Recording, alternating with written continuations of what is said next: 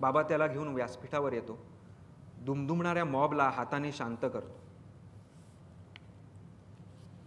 तुमच्या कल्याणासाठीच मी अवतार घेतलेला आहे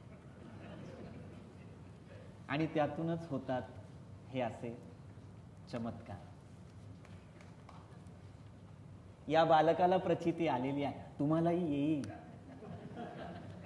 येत राहील, येत असेल, कारण माझा आशीर्वाद सदैव तुमच्या सोबत आहे.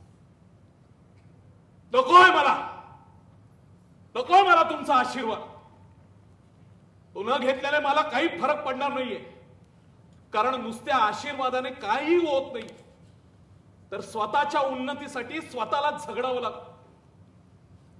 रे बाबा, तुम्हाला काय वाटतं या तुमच्या व्याधी, हा तुमचा बाबा, समस्या हे सगळं सोडवेल? अरे अंधविश्वास आहे तुमचा. मुळात त्या समस्या निर्माण कशा होतात याचा विचार करून त्यावर योग्य तो उपाय करा. अरे आधाराला जरी हा बाबा पकडला ना, तरी आजाराला डॉक्टरच पकडा.